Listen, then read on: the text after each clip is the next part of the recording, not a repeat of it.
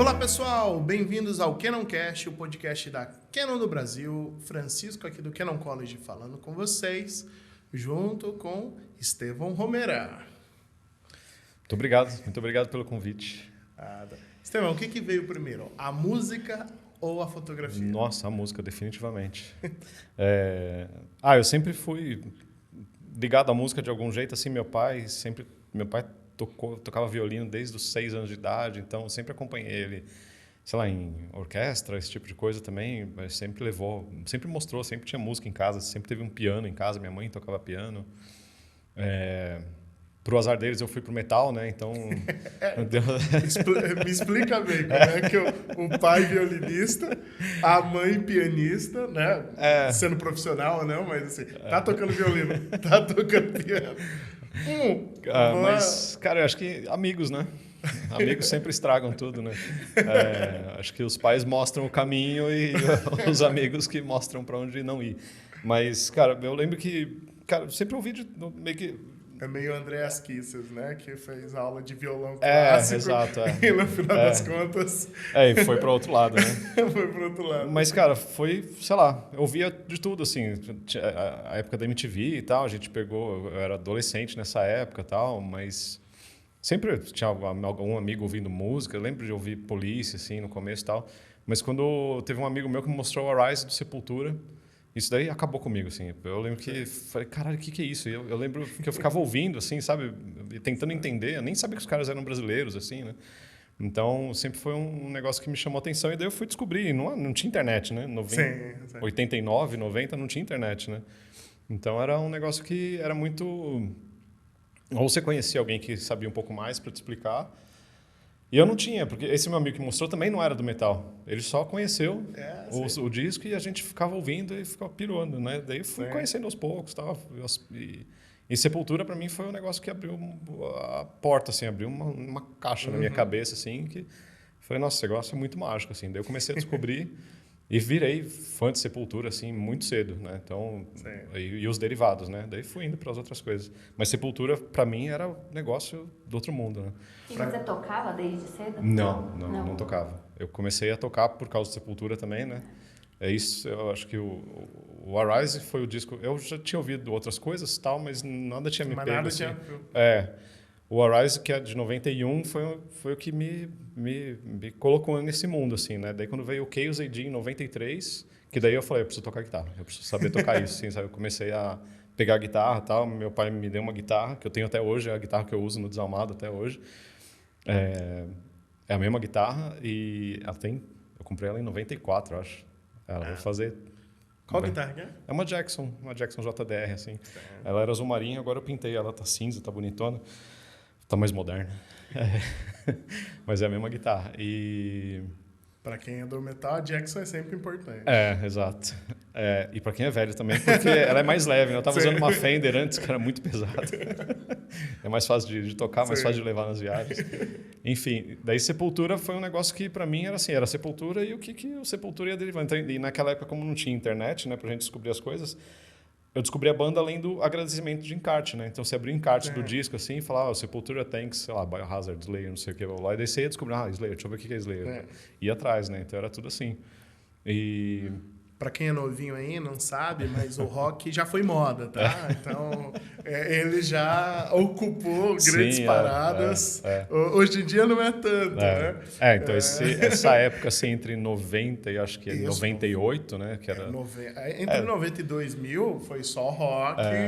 O rock era o pop... O pop na questão de o que era popular, né? Sim, porque começou... Sei lá, de 2000 pra frente virou o pop, que aí tinha Christina Aguilera, Britney Spears, essas coisas. Mas ali, 90 foi rock. Era hard rock, thrash metal, que daí foi pro grunge, depois new metal, né? Mas esses 10 anos aí era o rock predominando, né? Sim. Então você descobria muita coisa. Tinha muita coisa ruim também, né? Que a gente deixava de lado, mas... Claro. Não, o Sepultura mesmo, eu falei do Andreas Kisses, é engraçado que eu falei... Já antecipando um pouquinho aí, porque era engraçado, porque eu também ouvi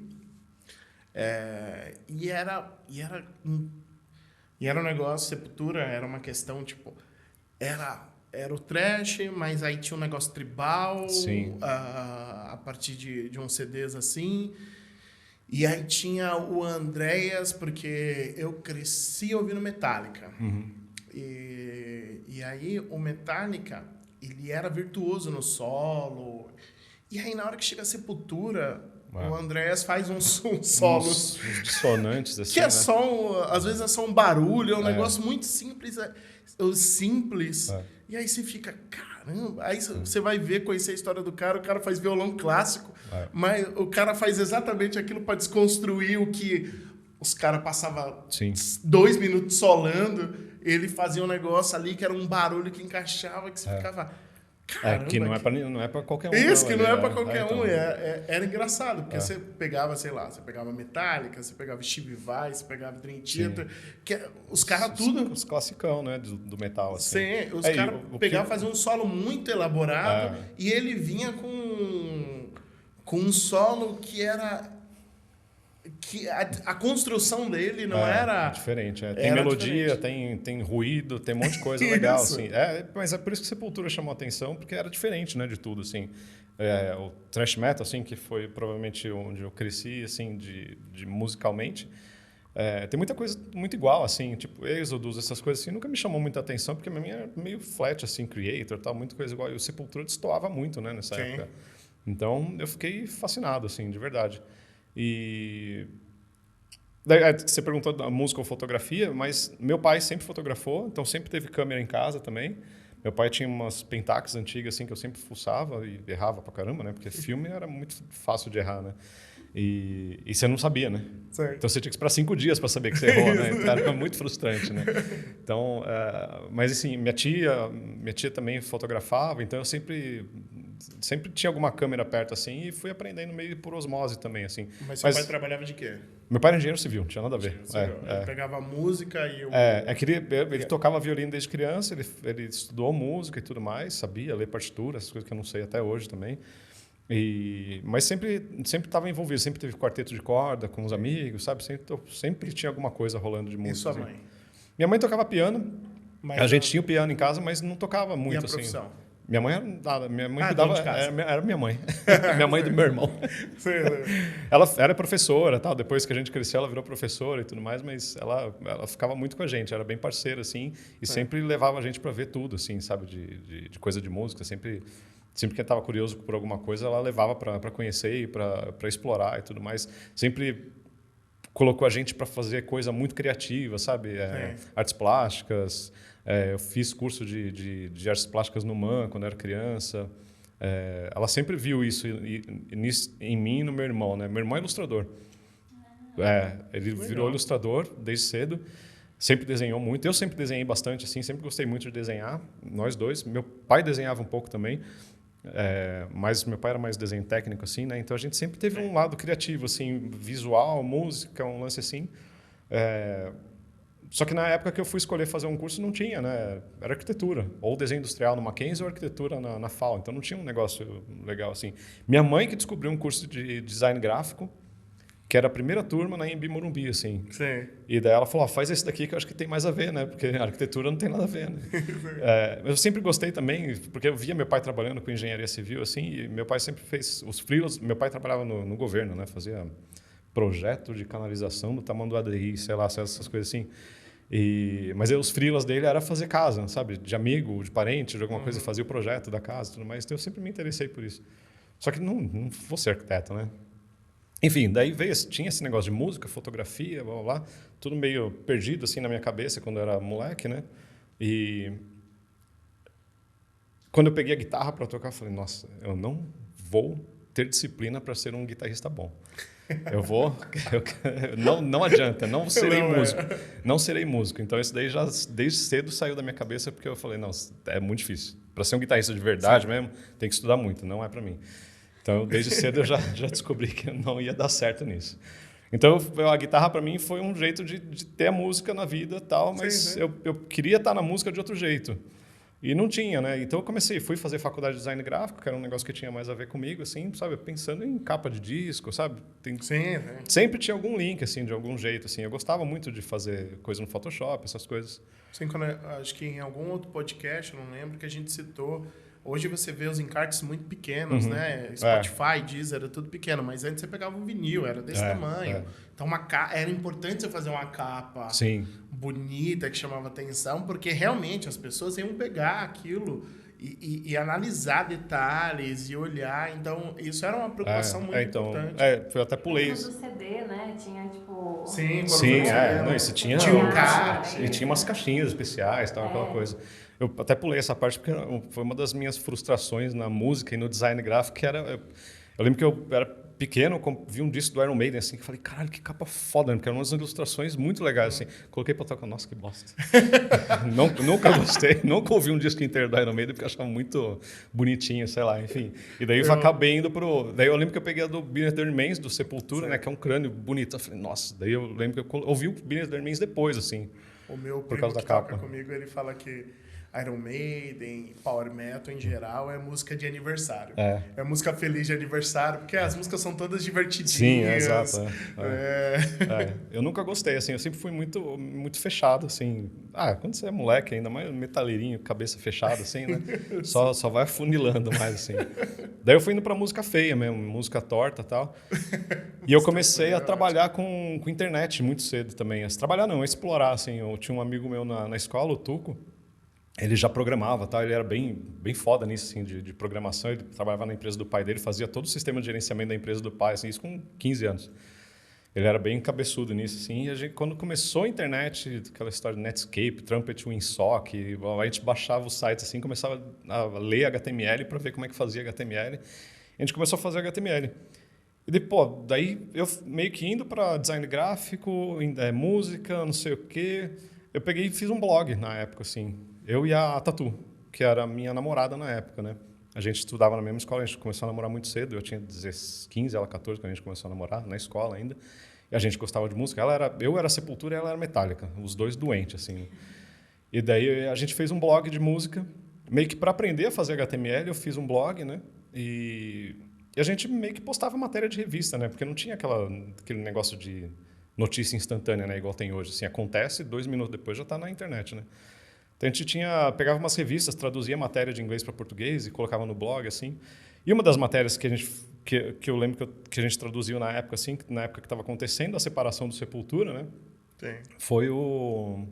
Era uma matéria sobre a saída do Max, tal, não sei o quê, e a gente colocou. E o nosso site, como a gente colocava notícias legais, assim, sabe, escaneava, tal, fazia um negócio bonitinho, tal, porque o site chamava Varejeira, então era tudo verde, assim, meio mosca, assim, meio coisa.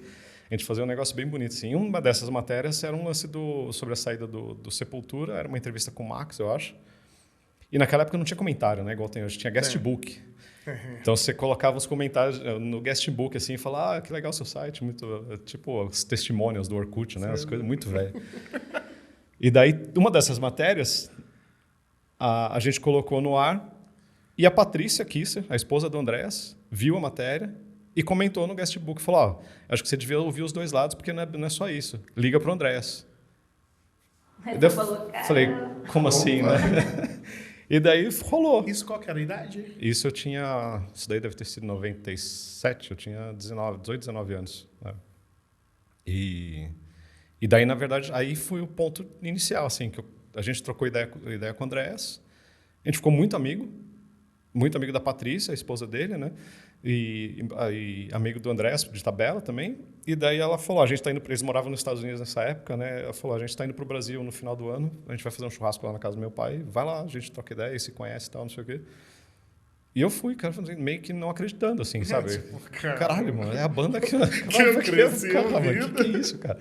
E daí a gente foi lá, trocou ideia, conheci, mó nervoso, né? Tava Igor, tava Paulo, tava Andréas, tava não sei o quê. Eu falei, caralho, os caras não tinha vocalista ainda, né? Foi antes do Derek entrar. E daí eles falaram, nessa época, o Foo Fighters tinha site oficial e o Machine Head tinha site oficial. Eram poucos, assim, que tinham site oficial, um canal oficial, né? De coisa. Eu lembro que o Foo Fighters fazia um negócio, assim, de colocar foto de backstage no dia do show, que era fenomenal, assim. Na época, era um negócio que ninguém fazia, né? Tipo, Pra quem é novinho, as coisas tinham site. Pra quem é novo Era muito. e não lembra, mas as coisas tinham site. Eu nem gostava de Foo Fighters, mas eu lembro que eu ficava vendo o site direto, cara, porque era um negócio... Na época era muito bizarro você ver tá acontecendo um show e você vê a foto no dia, assim, sabe? Sim, eu não tinha rede social antigamente. Não tinha. Então o site era a melhor coisa que tinha. E eu lembro, eu sou músico também, então eu acompanhava. Tinha bandas que tinham sites incríveis. Sim. Sites assim, era uma experiência o site. Então chegou uma época que era até obrigatório o site não ser um site normal. Sim. Era um site bonito, que você fazia alguma coisa, tinha uma estética do CD. Então, você tinha várias bandas que você tinha alguma coisa para se fazer no site, para se jogar, para se entreter. Era muito legal essa... como saiu tudo do físico, começou aí, o pessoal começou a explorar essa parte criativa no site. Porque lançamento de disco era um negócio muito, muito legal, porque você tinha o encarte, né, impresso, papel, e o site era a versão animada daquilo, né? Era um mundo extra, assim, do CD. Era quase uma realidade aumentada. Exato, porque tinha o lançamento do CD e você sabia que o site ia mudar, porque o site mudava em função do disco, então era um negócio legal. E daí, nesse churrasco que a gente foi lá, o Andrés falou, a gente queria ter um site oficial, você não quer fazer o site oficial do Sepultura? Isso em 97, eles nem tinham vocalista. E daí fez assim, né? Porque foi tipo música, Sepultura, né? Não música, Sepultura. Design gráfico e tal. Daí começou a fazer tudo sentido na minha cabeça. Daí eu falei, caralho, sim, vou fazer design gráfico, vou fazer site, vou não sei o quê. Daí pronto. Daí minha cabeça colocou um lugar. E, caralho, eu vou fazer o site oficial do Sepultura. Falei, nossa, mano, fiquei maluco, assim. E daí eles começaram a fazer teste de vocalista e tal. Eles sempre chamavam eu e a Tatu para ir ver e tirar umas fotos, assim, porque a gente levava a câmera de filme, tirava umas fotos para registrar. Mas aí você a fotografia era legalzinha? Não, a fotografia era para lembrar que aquilo estava acontecendo. Ou era aquela fotografia de família? Exato. Que é tipo... Não. Para registrar o momento. Só para registrar. Era uma câmera de filme, aquelas point and shoot normal, assim.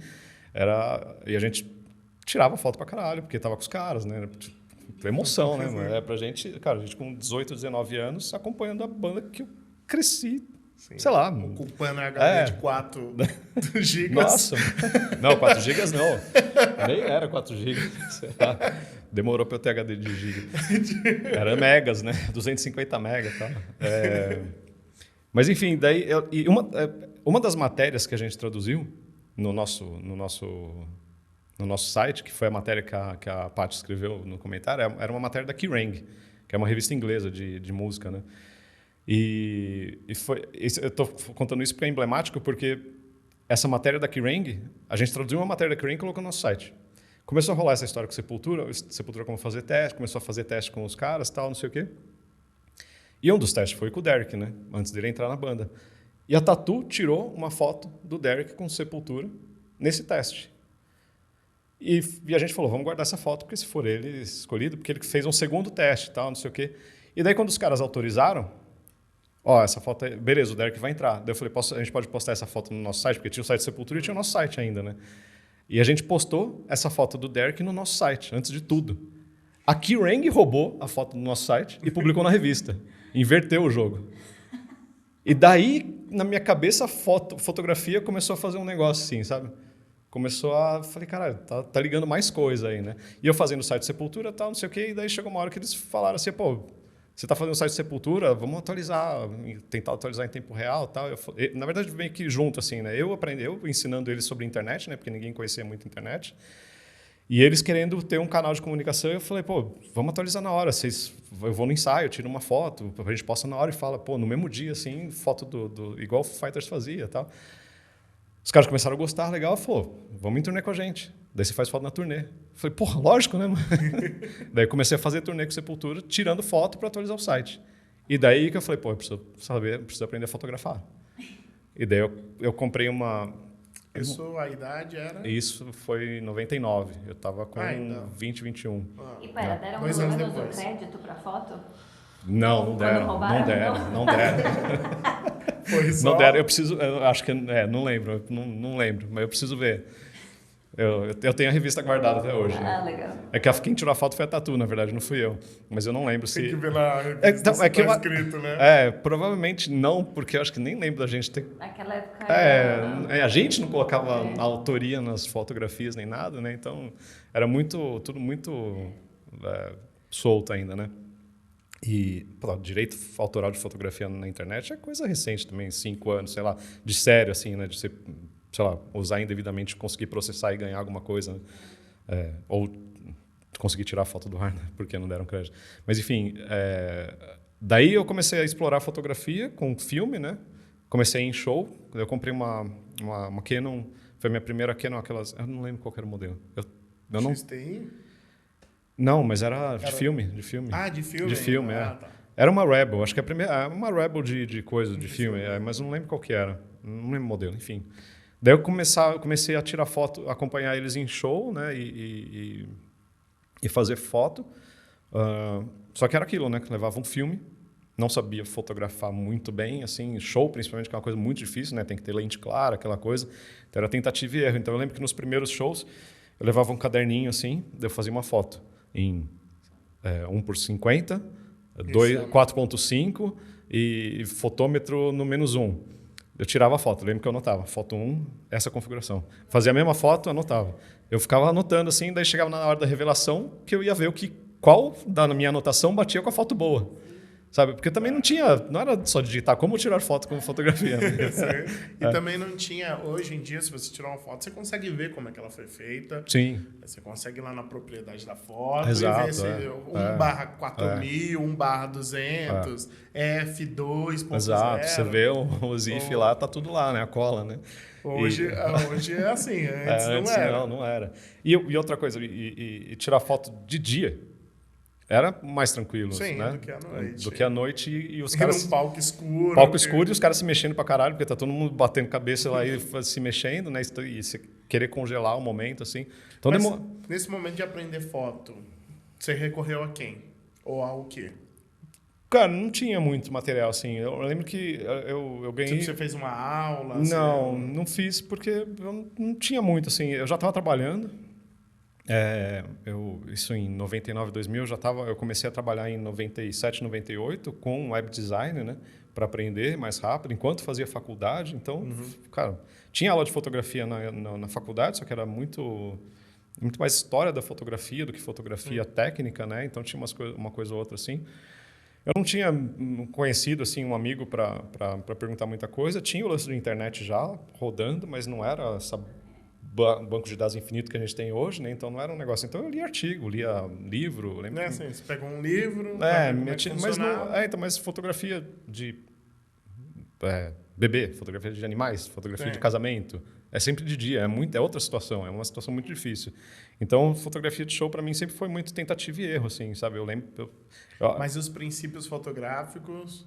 Sim, em livro. Foi em livro, Meu pai tinha livro de fotografia explicando o que abertura. O diafragma faz, exato. O obturador faz, o que a coisa faz. E com a câmera do meu pai, eu tenho a câmera dele até hoje lá, era uma Pentax, então você tinha os dials assim, né, de coisa, de ISO, de não sei o que, ASA, né? E você trocava assim, então era mais visível as combinações assim. Mas o que me ensinou a fotografar mesmo foi de cair nessa coisa de show, na marra, assim, e querer fazer foto bonita, assim. Eu tenho todos os meus negativos daquela época guardados, tenho um monte de coisa, assim. Seus primeiros shows foram de Sepultura. Sepultura. Quantos amigos estão fotografando. Fui lá numa casa de show, chumbrega, caí aos pedaços. Mas foi bom porque foi um intensivo muito forte, assim, cara. Os caras faziam show.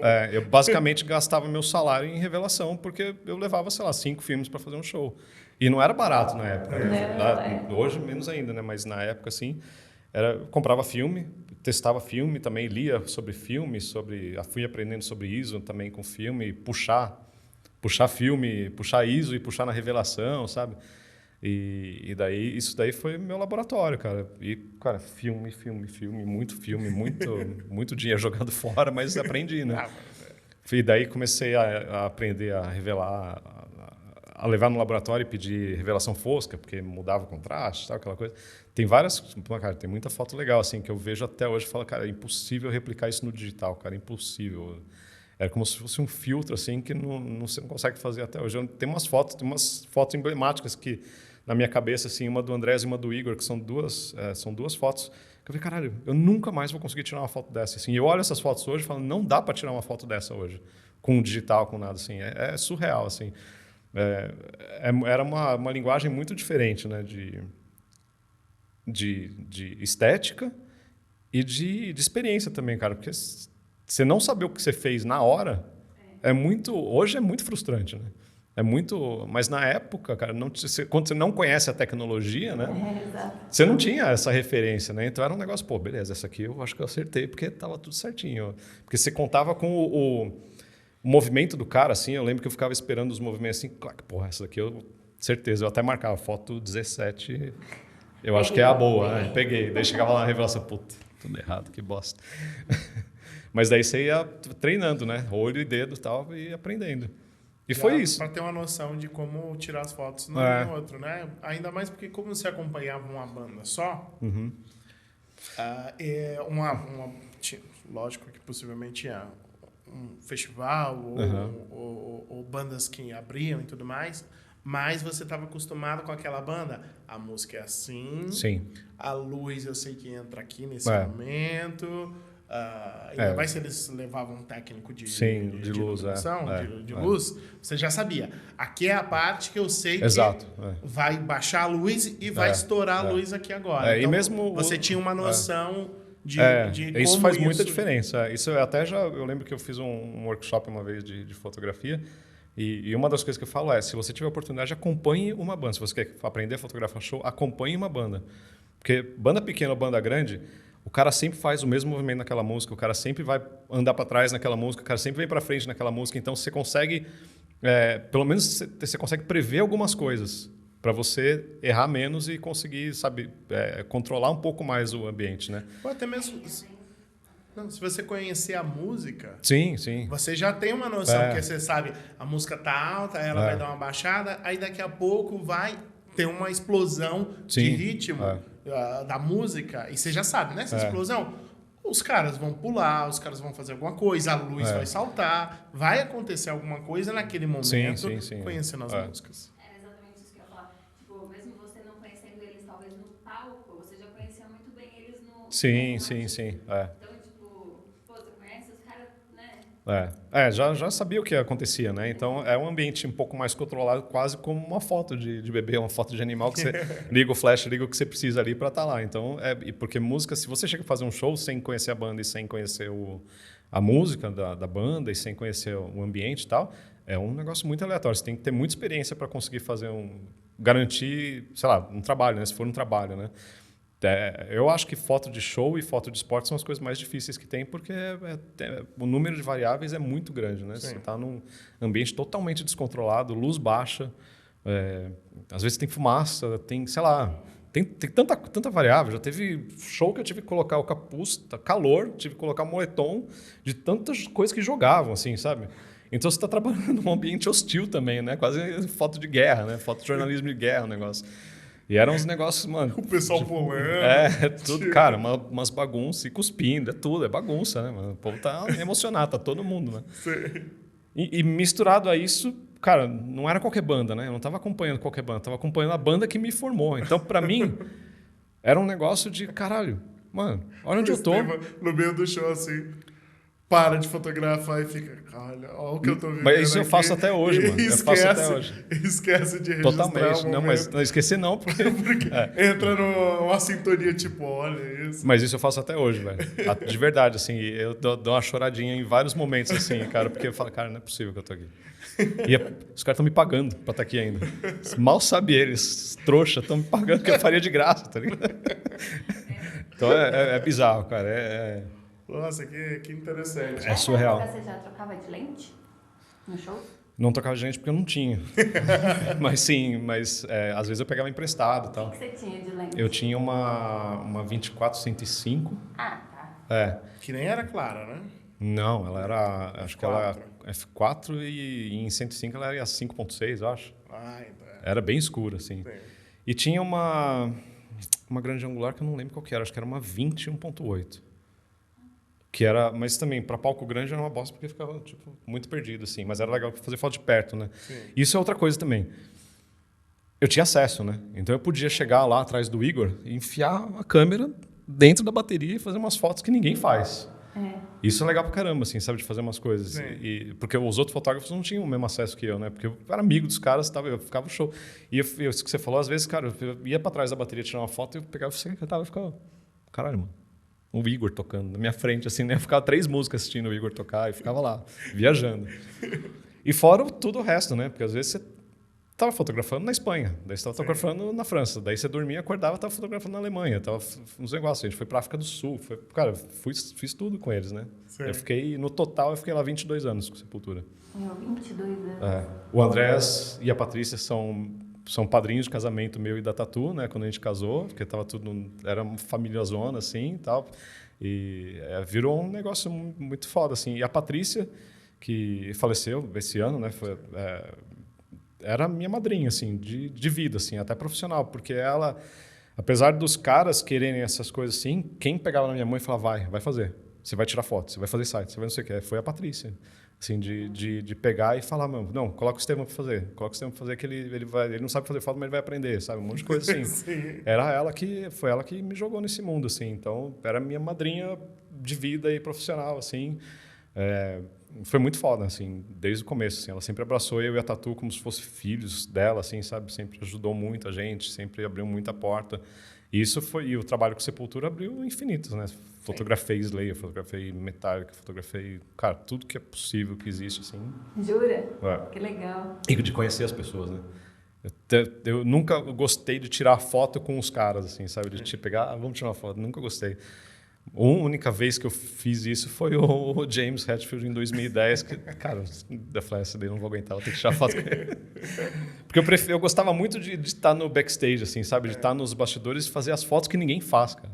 Porque ter acesso é um negócio muito, muito difícil, assim. E o Sepultura sempre foi muito bem-vindo em muitas coisas, assim. Não só na música, não só no metal, cara, qualquer coisa. Sei lá, eu ia em jogo de São Paulo com o Andrés no Morumbi, mano, todo mundo, abre que é o Andrés, abre que é o Andrés. E eu com ele, assim, sabe? Ele me levando junto para essas coisas todas. Peraí, desculpa, minha filha.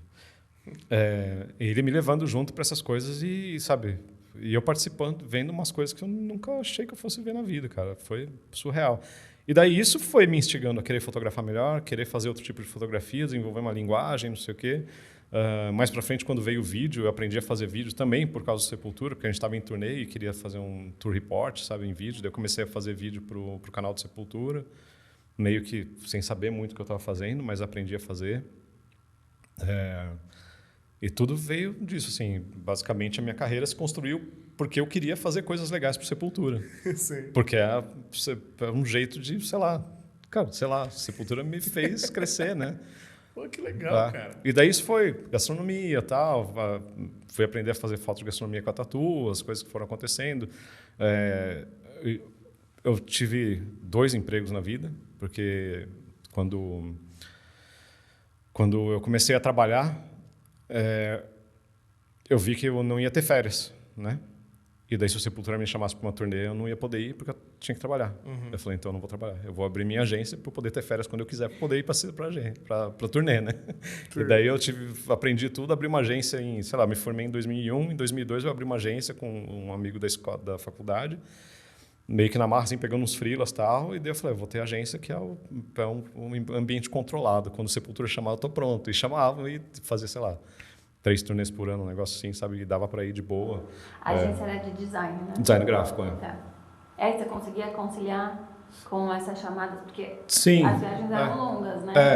Mas, cara, era tranquilo, assim, porque a gente tinha uma equipe boa, assim, e eu espertamente fui pro atendimento, né? Então eu conseguia fazer meu trabalho por e-mail e tal. Eu saí logo saí cedo da programação. Eu ia fazer um atendimento. Eu fazia atendimento de qualquer lugar, tentando ir em turnê, eu sempre fui o primeiro a acordar, pegava o computador, entrava em algum lugar, achava um Wi-Fi, respondia e-mail E daí começava a doideira de show, né? Então, Legal. tava respondendo e-mail em qualquer lugar que tinha internet, dava para trabalhar. E foi isso, assim. E daí que eu fui entendendo. Tanto que eu demorei para entrar em, sei lá, eu fui entrar na publicidade agora, com 41 anos. Sim. Eu entrei velho na publicidade, né? Porque não tinha.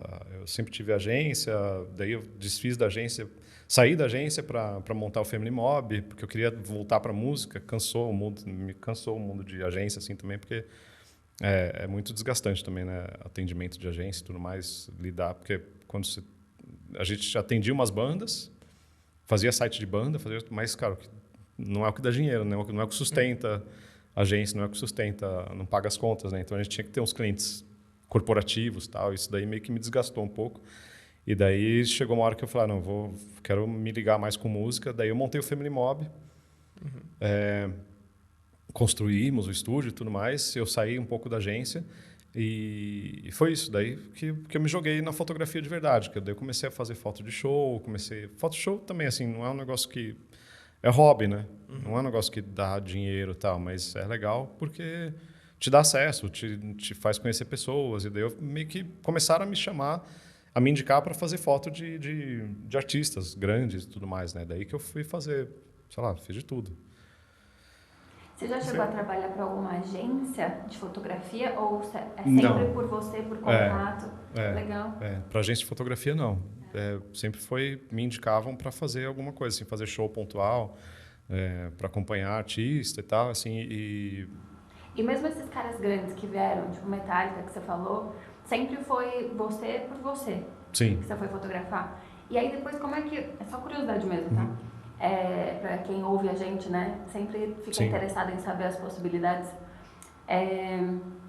Você trabalhava para os artistas ou você depois pegava essas fotos e tentava vender para a revista? Ou não era essa pegada? Não, era para os artistas. Legal. Sempre que me chamaram foi para os artistas, sim.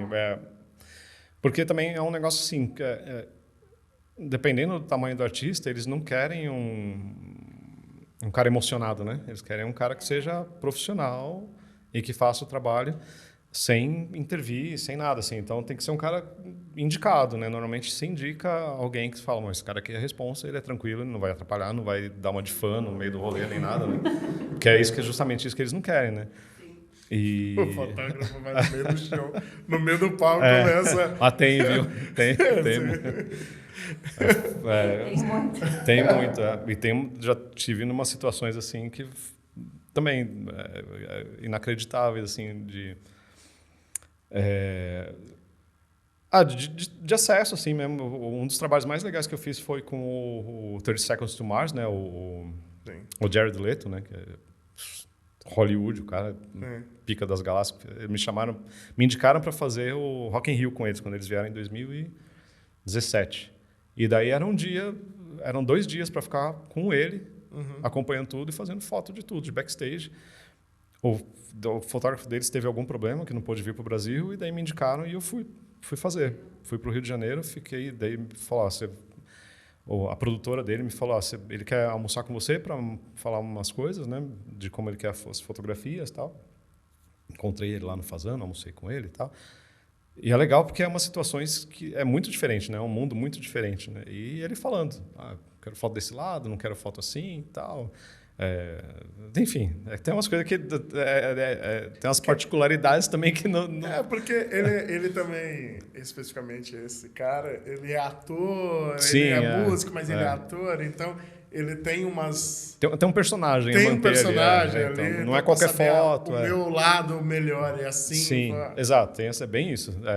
E... Pegue ângulos de assim. O que pode, valorizar, o que não pode, tal.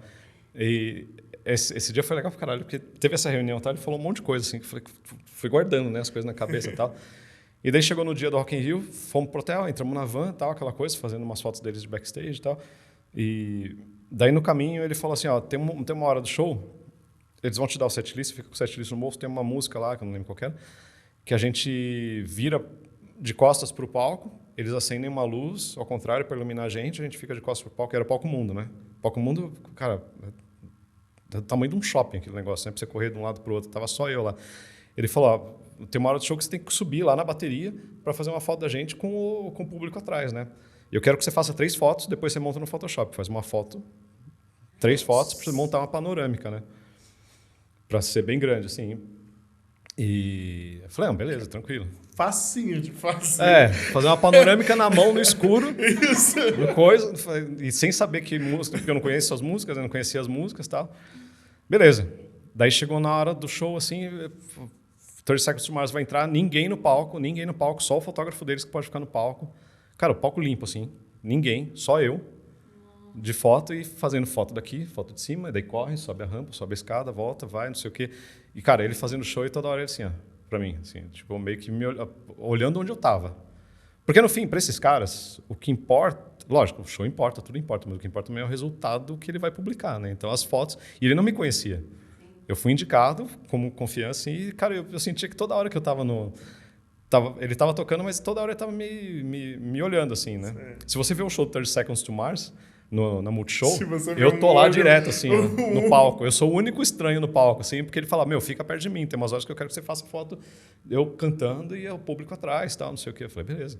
Então tem umas horas que tô eu no palco, assim, perdido lá. Perdido não, mas eu tava lá. E daí, cara, sobe, desce, corre, não sei o quê.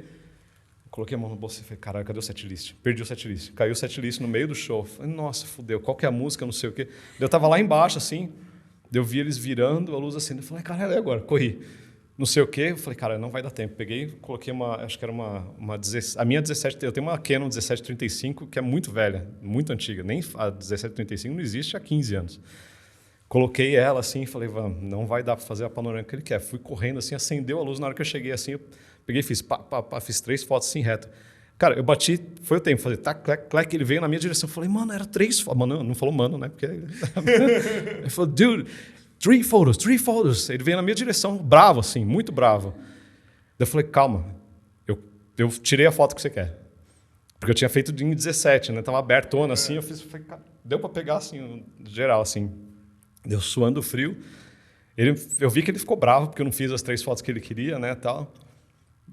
Sei lá, rolou o show, não sei o quê, lá, fomos pro camarim. Nessas horas você devia ter tirado a foto e feito assim só pra... Mano, não. Mas daí eu ia perder tempo de fazer a foto que eu precisava fazer, tá ligado? Que eu sabia que eu ia fazer. Nossa, mas ele ficou de olho mesmo, né? Sim, ficou. Ele veio na minha direção, era 3 fotos que eu te pedi, 3 fotos. Eu falei, calma. Vontade de descer lá no palco. Não, olha aqui, deu certo. E daí eu tava com a credencial eu não lembro o sobrenome do cara, do fotógrafo deles, que era James alguma coisa. Então eu tava com a credencial James. Eles nem sabiam meu nome. Não guardaram. Eles me apresentei e tal, mas não sabiam meu nome. Fomos pro camarim e tal, não sei o que, cada um no seu camarim, né? Eram 3 caras, né? Ele, o irmão dele, mais um cara. Cada um tinha seu camarim, assim, era uma pracinha. Daí eu tava lá, eles entraram no camarim depois do show, daí o cara vendo as fotos assim, não sei o que. As situações, né? Eu vendo a foto assim, cara, que eu paro, não sei se esse cara vai gostar da foto, daí alguém bate assim, no meu ombro assim, e fala, eu olho, Anthony Kiedis. Daí ele com uma canequinha assim falou, o Jared Leto tá aí, eu queria conversar com ele. Eu falei, velho, ele tá no camarim, deixa eu ver. Eu chamei a Emily, que era assistente produtora, assistente pessoal do Jared Leto. Eu falei, Emily, o Anthony Kiedis quer falar com o Jared Leto. Daí ela entrou assim e falou, blá, blá, blá. Aí falou, ele vai falar com ele depois só. Daí eu voltei no Anthony Kiedis e falei, ele falou que vai falar com você depois. Daí ele fez, beleza, foi embora. Daí eu vendo as fotos assim, daí abriu a porta assim do camarim do Jared Leto. Ele, James, let me see your camera. James, né? Mas daí eu peguei e entreguei a câmera para ele assim, pô, mano, vamos dar uma chance de um Photoshop, alguma coisa assim. Ele pegou e ficou assim, ó, rodando daí assim.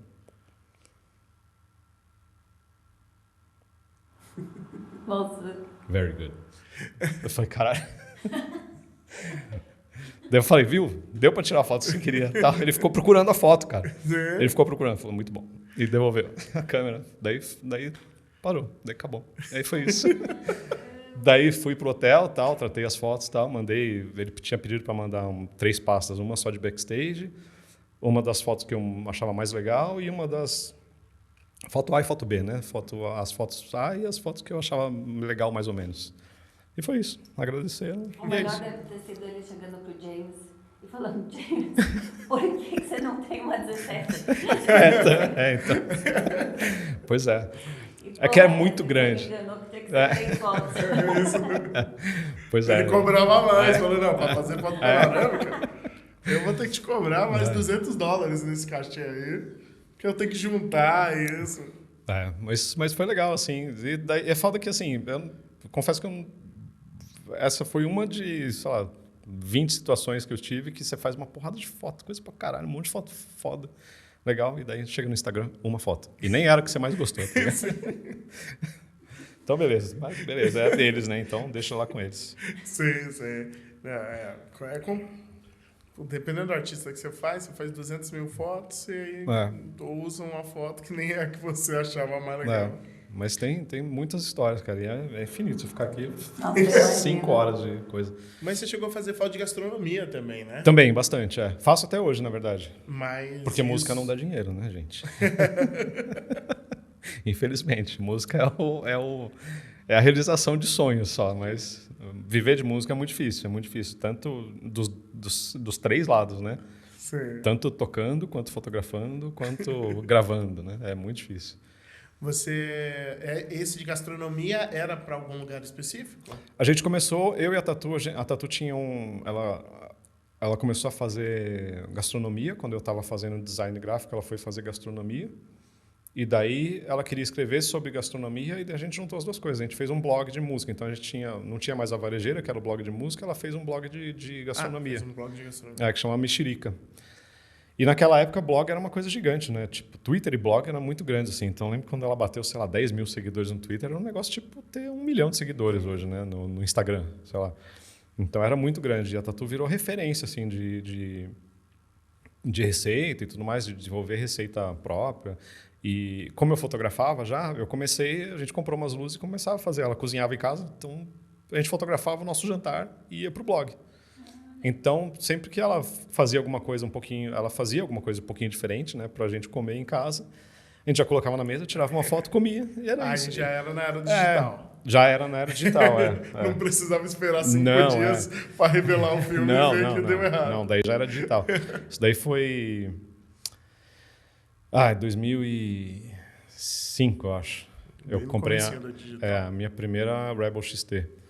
E eu já tinha uma PowerShot, né? Todo mundo teve PowerShot na época, assim, né? Então, mas a PowerShot era muito ruim. Tive uma Vika, que era disquete. Você colocava um disquete na câmera, assim, cara. Era bizarro. Né? E aí você fez várias... Foi aprendendo ali? Fui aprendendo, daí, quando lançou a primeira, essa onda de DSLR, né? Que é as SLR, o D da DSLR é o digital da SLR, né? Essa era as que a gente tinha. Eu comprei, eu lembro que eu também, Andrés, Sepultura, teve um show de 25 anos da Roadrunner, que era a gravadora do momento, né? Naquela época, lá em Nova York. Eu fui com o Andrés e, cara, meu sonho era ir na B&A de fora, né? Comprar uma câmera. E daí tinha acabado de sair o Rebel, acho que foi dezembro de 2004. Falei, eu vou comprar uma Rebel na B&A e vou usar ela no mesmo dia para fotografar o show do Andrés, né? E daí foi a primeira digital de verdade. Daí eu trouxe ela para o Brasil e comecei a fotografar, fazer as comidas, aprender a fazer fotos de gastronomia, que daí depois virou talvez foi minha profissão principal por muitos anos, né? Hoje não tão mais. Hoje é muito mais vídeo do que fotografia, mas por bons 10 anos assim, foto de gastronomia foi o que me sustentou. Fui trabalhar por causa das fotos que a gente fazia na Mexerica, né, que eram fotos bonitas dos pratos e tal, não sei o quê, me chamaram para fotografar na revista da Gol, da empresa aérea, né? Então eles me mandavam para os restaurantes, pegavam um voo de manhã, ia para o restaurante, fazia foto, comia, pegava outro voo e voltava para São Paulo. Sim. Ia fazer todo dia, assim, cada hora numa cidade, numa capital, fazia um monte de coisa, em restaurante. Aquelas revistinhas de bordo. Exato. Né? Era legal também, viajando direto. A parte boa era viajar, né? De conhecer os lugares. E de comer também. Dinheiro. Mas daí você ganha no volume, né? Você ganha tem que fazer muita foto, muita foto. E também ganha... para mostrar, o cara que fez dos restaurantes tais e tudo mais. Então tinha... Cara, no fim, esse tipo de trabalho é legal porque, cara, o volume te dá prática, né? Sim. É o melhor jeito de aprender, errando. e tendo ambientes diferentes, né? Porque se você faz foto num estúdio todo dia com a sua luz controlada, tá, é uma coisa, você está acostumado com aquilo, mas quando você te jogam num lugar assim, que você não, tipo, eu viajava de avião para fazer essas fotos, então eu não podia viajar com muito equipamento. E eu aprendi a fazer foto com luz natural. Foi o meu virou até um pouco do meu estilo assim de foto com luz natural. Então eu chegava no lugar, me dá uma janela, me dá uma mesa que eu me viro, pronto. Então, sabe, pegava que era o que a gente fazia em casa também, né? Eu não tinha flash em casa nem nada. Então era de controlar. E como comida não se mexe, né? Que é o lado bom, você consegue ter uma exposição mais longa, tá? Então você consegue controlar, fingir umas coisas, né? Então, sei lá, às vezes um facho de luz ali no fundo é o suficiente. Você coloca lá, deixa 3 segundos aberto, tudo está feito, né? Você consegue o que você precisa. Mas também, treino. E estar em ambientes descontrolados, que é o que te dá a escola disso, né? Então, e daí essas fotos esse lance de gastronomia começou a virar nossa profissão. Daí a Tatu foi para um lado da gastronomia, que é a produção culinária, que é a produção, em inglês é o food stylist, né? Que é quem faz a comida de mentira para foto. Não, às vezes não tão de mentira, né? É a pessoa que faz a comida para ficar bonita na foto. Exato, Porque uma coisa é você comer, outra coisa é ela ficar apetitosa para foto. Então tem várias técnicas de ponto, de carne. Então, muitas vezes o ponto da carne, por exemplo, tá cru, só tá selado por fora, porque quando você cozinha demais, você perde líquido, isso não fica legal na foto. Então, tem várias técnicazinhas que... É um outro mundo, assim. Que você pega para deixar tudo em pé, você usa um palitinho, aí você usa... incenso para fazer fumaça, cigarro para fazer fumaça. Você tem várias técnicas. Muita coisa. Só que assim, como a comida que a Tatu fazia pro blog era o nosso jantar, não podia ter nada de mentira, porque a gente ia comer depois. Então a Tatu se especializou em fazer comida bonita e comestível. que é um negócio difícil, né? É muito mais difícil do que simplesmente pintar alguma coisa, pintar o queimadinho, pintar o grelhadinho. Então ela ficou muito boa nisso. É a profissão dela até hoje, assim, ela vive disso, tem 20 anos e ela é uma das maiores do mercado, assim, de food styling. E eu faço ainda trabalhos com ela. Semana passada a gente fez uma série de vídeos de Natal, né? Tinham 3 perus de marcas diferentes. Todos os perus da foto são incríveis, bonitos, dourados, não sei o quê, tudo congelado. Ela só pinta, sabe? Ela faz o assado de mentira. Sim, é só a maquiagem que fica ali, dá uma pincelada lá com um negocinho, deixa Tem que lá. ficar bonito no vídeo e na foto, e é isso. Vamos embora. E também, o que é legal da Tatu é que ela desperdiça pouca coisa, né? Então, tudo que lógico, você não vai comer um peru congelado, mas dá para você tirar a tinta, que na verdade a tinta é um caramelo, né? E reaproveita, não joga fora, não precisa jogar fora um peru de 5 quilos, né? Que senão é muito desperdício. Então, mas, cara, tem fotos que, sei lá, panetone, por exemplo, é um negócio muito difícil, né? Porque ou você faz um panetone de mentira pronto para foto, que dá muito trabalho, ou você pega 10 panetones, um deles você vai conseguir fazer a fatia perfeita. E daí os outros 9 você distribui para a família, dá para o porteiro, dá para você que eu tô com 3 panetones inteiros em casa lá, porque o resto de foto, assim. É bom, mas... Em que momento você começou a tocar mesmo? Tocar? Tocar de banda, porque assim, você estava na faculdade, começou... Parece que a música foi ficando no periférico aqui, sim, né? E não sendo a atividade principal. Essa época da faculdade, eu acho que eu fiquei uns 3 anos sem encostar na guitarra, cara, porque não tinha como, não dava tempo, assim, sabe? Ou estava trabalhando, ou estava estudando, ou estava viajando, ou estava não sei o quê. Mas daí chegou, em algum momento, acho que foi quando eu já estava com a agência, assim, acho que deve ter sido 96... Não, 96 não, tipo 2006. Não. 2004, não, acho que deve ter sido... porque 2004 já tinha... O Desalmada é de 2004, que é a minha banda, né? Eu acho que deve ter sido 2003, algum momento que eu já estava de saco cheio da agência, porque já tinha cliente, daí você já tem que lidar com o cliente. E eu lembro que eu ressuscitei minha guitarra e um dos programadores da agência, o Thiago Sonho, que hoje é baterista do Racionais, e do Mano Brown, Ele era programador, a gente trabalhava junto, ele era programador da minha agência. Ele tocava Sim. bateria e era também doente por Sepultura, né? E tinha uma bateria do meu irmão lá no estúdio, na agência, e a gente começou a tocar. E uma das coisas que a gente começou, a gente falou, vamos tocar o Chaos o dia inteiro. Que eu sabia tocar tudo, né? Daí a gente começou a tocar o Chaos o dia inteiro, e a gente começou e fez banda. A gente sempre tocou música feia, né? Os death metal, grindcore e tal. E foi isso. Daí a gente montou o El Fuego, que é o Desalmado, né? Na verdade, o Sonho montou com os amigos, e eu entrei no Desalmado depois. O Desalmado fez um show, o guitarrista saiu, daí eu entrei. Então eu estou no Desalmado desde o início. Não sou fundador da banda, mas estou no Desalmado desde o início. O Sonho era o baterista, e daí esse lance de eu tocar com o Sonho, assim, da gente ficar explorando, tocar assim, o Sonho, eram os dois estavam meio parados, assim, sabe? A gente teve que trabalhar e não tocava mais. Eu, guitarra, e ele, bateria. Quando a gente começou a tocar de novo, assim, ele despertou nele o lance de bateria, daí ele falou, eu vou tocar bateria de verdade, vou levar isso a sério. Foi estudar a bateria, agora é baterista do Racionais, do Bug Nipe, tocou com um monte de gente, tocou Rock in Rio, tocou tudo. Ele foi seguir o sonho dele de baterista. Eu não fui porque eu já sabia que não tinha disciplina assim, mas eu queria tocar, porque é um negócio legal, né, de fazer, e também porque eu queria ter assim, é legal de estar com Sepultura na estrada e coisa, mas no fundo não é meu, né?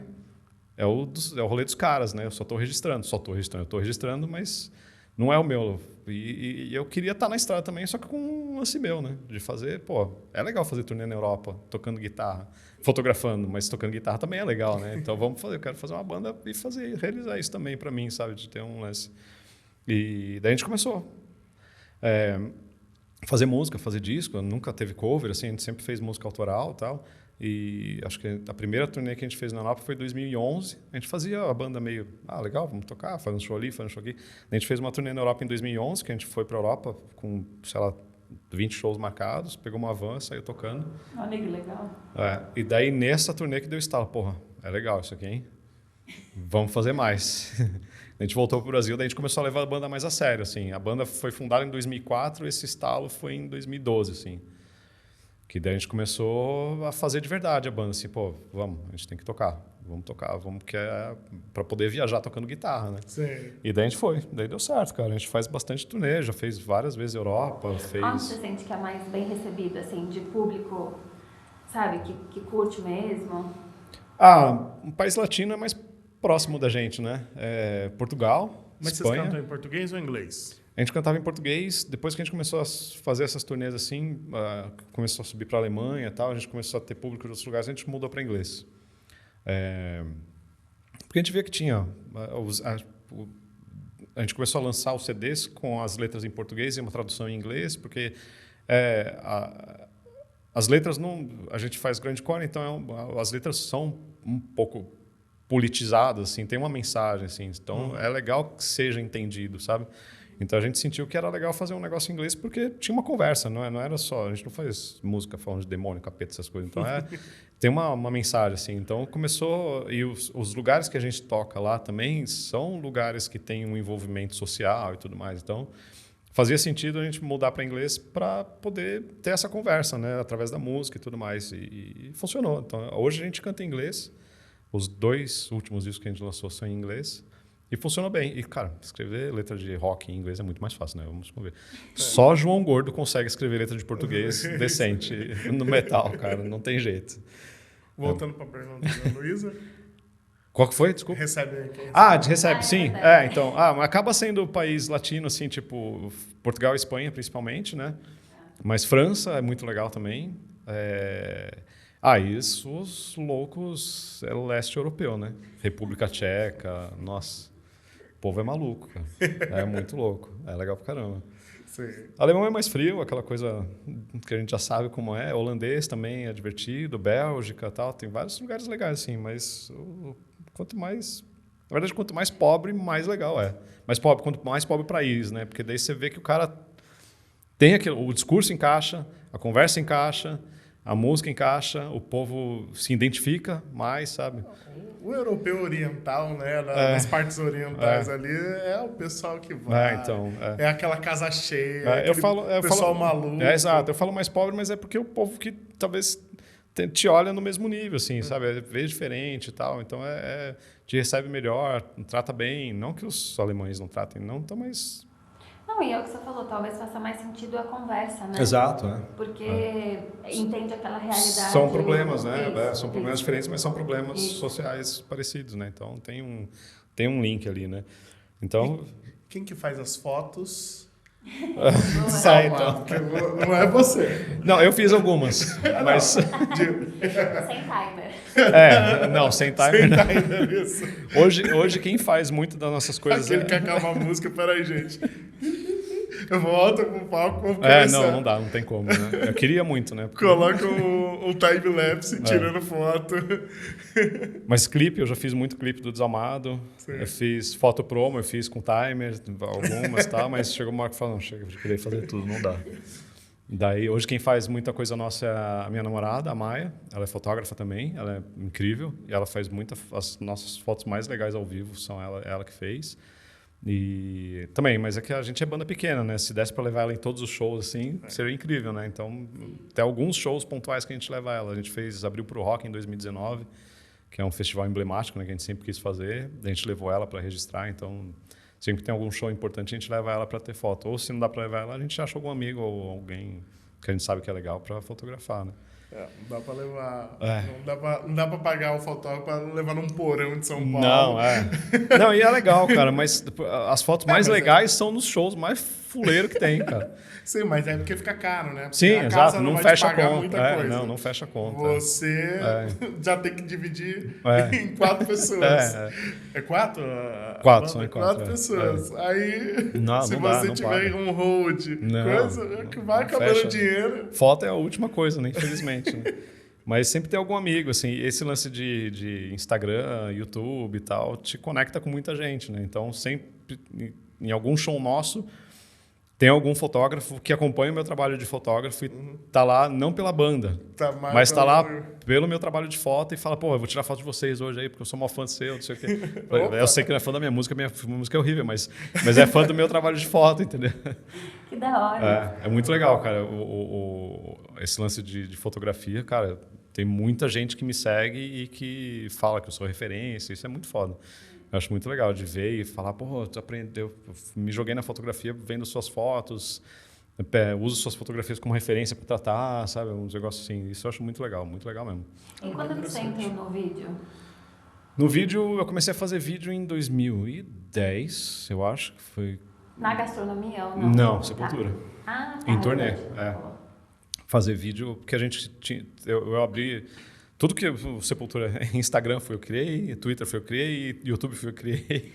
E eu criei para jogar conteúdo, né, deles, né, para fazer. Porque eu que cuidava de tudo, assim, nesses anos todos. E, então, de vídeo eu comecei... Acho que o primeiro vídeo que eu fiz para eles foi em 2010, se eu não me engano. Posso estar errado. Não sei, mas gravação de disco, sei lá, a gente ficava internado em estúdio, 40 dias gravando disco, eu sempre fazia alguma coisa. E foi igual a fotografia, você se jogou, foi aprendendo? Fui aprendendo, né? Tanto que, assim, hoje eu tenho 44 anos, né?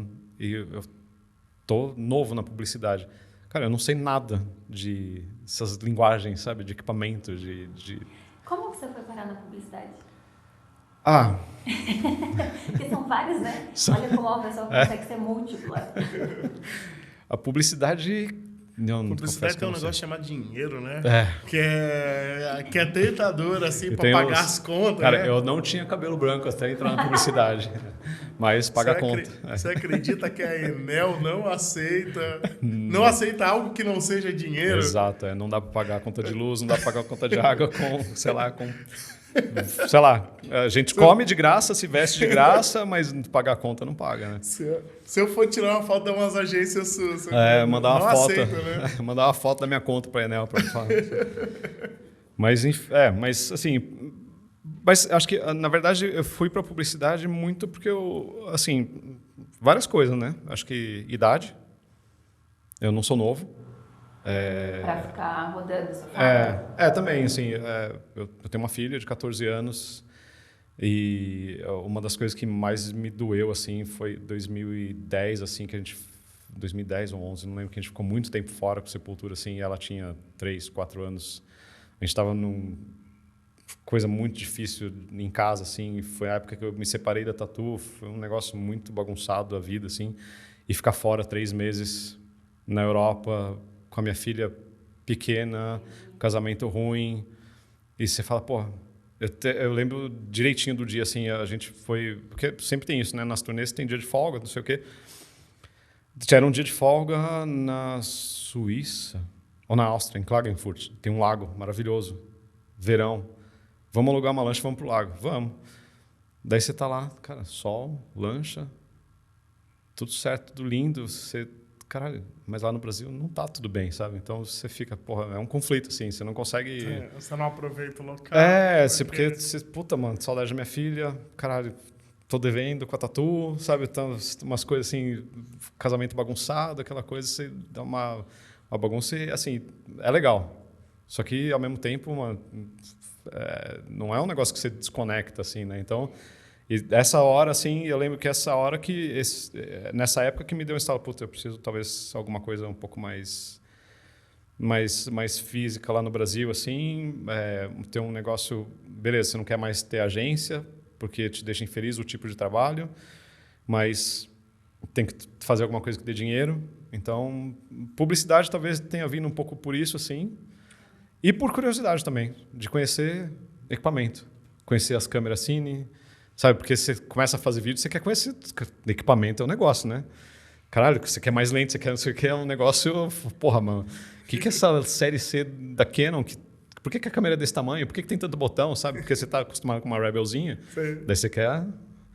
E daí isso daí me levou também de nerdice mesmo, assim, de querer conhecer equipamento, de ter curiosidade, ND, variável, umas coisas que no meu mundo não tinha, né? Mas qual foi o primeiro trabalho publicitário? Ele veio ou você foi? Não, cara, eu lembro que eu me joguei muito, assim, de... Uma amiga que trabalha em produtora, eu falei, mano, me coloca aí para fazer qualquer coisa. Fazer foto de making off, porque eu quero estar lá no set para ver o que é. Fazer vídeo de making off. Então, não lembro qual que foi o primeiro. Algum making off de algum comercial, mas eu não estava trabalhando no coisa, mas estava no mundo da publicidade, assim, para ver como é que é. Sempre acompanhei produção grande, sei lá, as produções grandes que eu conhecia era a gravação de clipe de Sepultura. Então era tudo Sepultura na minha vida. Falei, eu preciso sair um pouco desse mundo, sabe? E conhecer outras coisas, porque senão é muito limitado. Então, eu lembro que... Na publicidade você foi para vídeo. Daí você saiu de foto. Para vídeo, é. Tá. Fui para vídeo. Eu fiz alguma coisa ou outra de foto, assim, mas gastronomia. Nunca fiz nada de publicidade sem ser gastronomia, de foto, né? Vídeo já fiz mais coisa. E daí foi isso. Muito de making off, de acompanhar. Então, cara, na minha cabeça, assim, era muito estranho, porque eu fui para isso, sei lá, com 36 anos. Então eu chegava, tipo, eu era o cara do making off, era o cara mais velho do set fazendo making off, sabe? Então tem a crise de meia-idade no meio também, sabe? Porque eu falei, caralho, mano, os caras tudo 19, 20 anos, trabalhando pra caralho, aí, fazendo um monte de coisa, já tá nessa vida há 5 anos. O cara começou com 15 anos de publicidade e eu com 36 aqui, começando agora.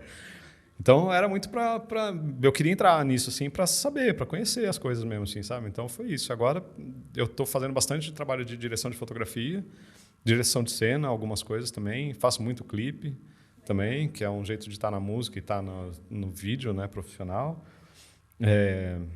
Faço publicidade, uma ou outra, assim. Ainda estou começando, né? Eu estou entrando nesse mundo agora, assim, pós-pandemia. Eu estar na publicidade é pós-pandemia. Então, estou gostando. É um mundo diferente. É cruel, mas é legal. E de clipe? Que banda você já gravou? Já gravei... Sepultura? Não, Sepultura não. Não, já fez clipe de Sepultura? Clipe do Sepultura não fiz. Não fez? Não fiz. Nem bom, mas no backstage, né? Sepultura sempre foi bastidor. Mais uns doczinhos. Assim. Fiz, doc. Tem o Endurance, que é um documentário que o diretor o Otávio Juliano fez, o Otávio e a Lu fizeram. Tem umas cenas de bastidor. Tem cena minha no documentário. Sim. YouTube do Sepultura, tem infinito de vídeo lá que eu fiz. Tem muito vídeo legal. E daí eu comecei a desenvolver uma linguagem também documental. Sim. Ali para fazer. Storytelling, eu aprendi fazendo vídeo de Sepultura, assim, para o vídeo ter 15 minutos e não ser um vídeo entediante, sabe? Então, é legal. Isso é uma coisa que eu me orgulho de ter aprendido a fazer direito. Você assiste um vídeo de 15 minutos ali de Sepultura, parece que tem 5 minutos, porque a história é tão amarrada e as coisas acontecem tão legais. Então edição para mim foi um negócio que eu aprendi fazendo vídeo de Sepultura também. Daí, por isso que, assim, edição eu aprendi muito cedo para contar essas histórias de backstage de Sepultura, das viagens e tudo mais. Mas daí eu queria saber técnica, né? A parte de fotografia, iluminação, não sei o quê. E daí isso tem que cair na publicidade, não tem jeito, que é onde acontece de verdade, né? É onde tem dinheiro para as coisas acontecerem, né? E os clipes? Clipes. Quem que você gravou? Crisium, Desalmado. Eu fiz clipe para o projeto paralelo do Eloy, o Eloy Casagrande, na bateria de Sepultura. Ele tem um projeto de instrumental, assim, de fusion, meio coisa assim. Eu fiz 2 clipes para ele também. Banda de amigo pra caramba, assim. Roei, que é uma banda instrumental, um stoner instrumental. Putz, cara, infinito de clipe. Qual que é a dificuldade de gravar clipe? Falta de verba, né? Nunca tem dinheiro suficiente para nada. Então, é legal porque, assim, essas duas coisas meio que me fizeram... Porque você vai na publicidade, você tem tudo. Você tem dinheiro para tudo. Às vezes, o povo aluga um equipamento que você nem usa. Tanta coisa que os caras... É caminhão de equipamento, né? E daí, chega na hora de fazer clipe, você quer... Tipo, a produção de arte tá 10 opções para você escolher um negócio. Exato. Não, e você tem gente para tudo. Preciso fazer isso, tem o cara. Você precisa fazer isso, tem o cara. Preciso mexer isso, tem o cara. É 50 pessoas. E clipe não, cara. Clipe é guerrilha, né? E você quer o mesmo resultado da publicidade, idealmente. Né? Então é legal porque assim, eu aprendi a fazer muita gambiarra, cara, de iluminação principalmente. Muita gambiarra. Para tentar... Me dá uma janela e uma mesa que eu gravo um clipe para vocês. Mas tem um clipe que a gente foi... eu estava em turnê com uma banda dos amigos meus, a gente estava no Nordeste e a gente foi para Mossoró, teve um show em Mossoró, Rio Grande do Norte, e um dos caras que estava lá com a gente falou, tem um amigo meu que tem uma fábrica, como é que chama? Uma plantação de sal, uma fábrica de sal. Tá. Como é que chama? Uma refinaria de sal? Não sei. Refinaria, acho que é refinaria. Não sei. Se eu fosse chutar, eu estaria... Sei lá. E que é bonito lá, é tudo branco, é tipo um deserto branco e tal. Vamos fazer umas fotos lá da banda, porque é legal. O sal de Mossoró é o melhor que tem. Então. É limpo. Fica a dica. E daí a gente foi pra lá e tal. Falei, caralho, é muito foda, vamos fazer um clipe. Eu tava com a 5D Mark IV, né? Que eu já tava fazendo vídeo com ela há muito tempo e tal. Falei, vamos fazer um clipe, velho. Me descola um tripé, vamos fazer um clipe da banda aqui, porque é muito bonito o lugar. Não tinha luz, não tinha nada, só tinha a câmera e minha lente. Falei, mas vamos fazer um clipe. Daí a gente achou uns cantos assim, comecei a filmar. É um dos clipes que eu mais gosto, assim. E daí, como a gente estava lá e filmou, beleza, vamos fazer um clipe. Na volta a gente vai precisar fazer umas cenas complementares, né? Porque agora tem um clipe, não dá para ser só vocês tocando no branco, né? E eles não tinham instrumento. Porque a gente foi para lá, não foi para lá fazer clipe, né? Então tava sem instrumento. Eu falei, a gente vai fazer um quadro daqui para cima e vocês vão fingir que vocês estão tocando. Então tem eles tocando assim, ó, só que você só vê daqui para cima. É só um ar guitarra, um ar bateria. Tudo de mentira. Mas tudo daqui para cima. Mas é isso, o clipe é isso. E tava ventando pra caralho, e ventava sal, cara. Era impossível, porque você passava a mão assim, você sentia que a pele tava na carne viva. Sol, vento, sal, horrível. E o tripé balançando, né? Então, e não dava para filmar os 5 caras de uma vez. Então, vai cada um de uma vez. Vai cada um por vez ali. Eu vou fixar a câmera aqui. Eu ficava segurando a câmera assim, ó. E a mão ardendo, cara, do vento de sal, assim. Porque era muito insalubre. E daí os caras iam lá, a gente com uma caixa JBL, assim, para cada um dublar. Os 5 dublaram, eu filmando assim. Daí na pós eu juntei eles meio que era o mesmo cenário, né? Fiz uma montagem assim. Daí virou a linguagem do clipe, foi isso. Uma hora entra um, o cenário está fixo, uma hora entra um, entra outro. Daí na volta, na estrada de volta, eu ia parando nos lugares. Daí tinha aqueles cavalos de petróleo, sabe? De puxar petróleo. Falei, para nesse aí, vamos fazer uma cena. Pegar, colocar o tripé, fazer uma cena. O clipe é basicamente isso, sal e petróleo. E ficou bonito, ficou bem bonito esse clipe, ficou bem legal. O famoso clipe de thrash metal que você leva tudo pra montanha. É stoner. De thrash metal é montanha e deserto, né? Montanha e deserto e faz os caras tocarem. Exato, é isso. Os clipes do Crisium é isso, achar são 3 clipes que eu fiz para eles. Acha ruínas, vamos achar ruínas, e é isso. Os do Crisium são bem bonitos, e fiz tudo com... E os clipes do Crisium é legal que eu usei de laboratório com as coisas da Canon, né? Porque a Canon me empresta os equipamentos. O penúltimo clipe do Crisium eu filmei com uma R3, que nem tinha... Era a primeira R3 que veio para o Brasil. Quer dizer, algum milionário deve ter comprado de brinca de R3, mas era a primeira... Cara, tinha lançado há 2 meses, sei lá, o Yuri da Canon, aqui da Canon me deixou na minha mão a câmera, eu falei, vamos fazer um clipe, 6K, RAW, vamos brincar de fazer clipe, né? Fiz um clipe do Crisium, é bem bonito esse clipe, cara, ficou muito legal. Eu usei uma lente minha, era uma 16, eu acho, uma 16 RF, que também era isso, a gente não tinha muito dinheiro, a gente foi para um parque lá em São Bernardo do Campo, que tinha umas ruínas legais. A gente alugou 3 cobras, 3 jiboias, um biólogo, né, com as cobras, ele levou as cobras e o clipe é isso, assim, eles nas ruínas tocando e as cobras andando entre eles, assim. E fala, estética trash metal. Exato. Eu não sei quem começou a tocar em montanhas e desertos, mas se eu for ver a história do trash metal, é isso. você vai ver gente... A estética visual vai se resumir a isso, com certeza. Vai ver gente em montanha tocando e cantando. E daí foi isso, explorando. E gravar clipe é muito, assim, orçamento baixo, então você tem que inventar, tem que fazer gambiarra de iluminação, gambiarra de cenário, aquilo, você quer...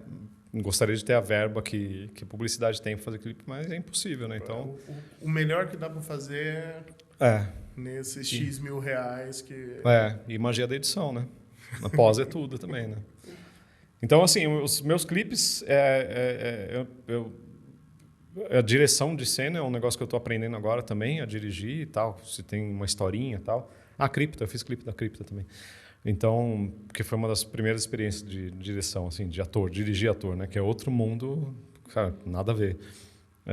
Então, os meus clipes são muito fotográficos, assim, sabe? Então, eu acho legal montar uma cena como se fosse tirar aquela foto, assim. É uma foto bonita, só que ela se mexe, sabe? Então, sabe, montou uma luz, vamos fazer ficar bonito como se fosse tirar uma foto bonita, assim, sabe? Ter o cenário legal, tal, e isso.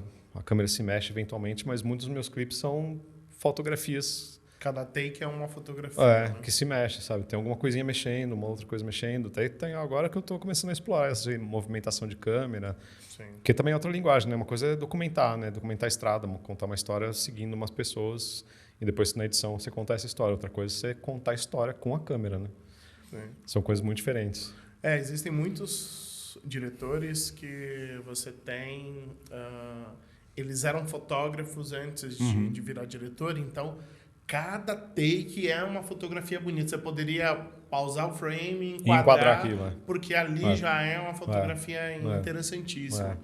É um tipo de cabeça que existe, né, dentro do audiovisual. Eu gosto muito disso. É a linguagem que eu prefiro. Quando me dão liberdade assim para fazer...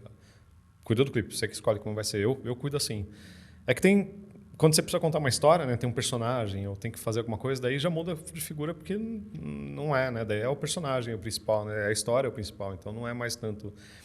Quando dá para encaixar a fotografia, essa visão assim, é legal porque casa tudo, mas na maioria dos casos não. Sempre dá, porque às vezes o texto vai ser a parte mais importante, às vezes. Então você tem que, sei lá, o foco é a fala, é o que o cara está falando, às vezes é o rosto da coisa, às vezes você consegue colocar fotografia, às vezes não. Então, também é uma coisa que eu estou aprendendo e me daí nada melhor do que aceitar clipe por R$1.000, porque é como você vai aprender, na real. Sim.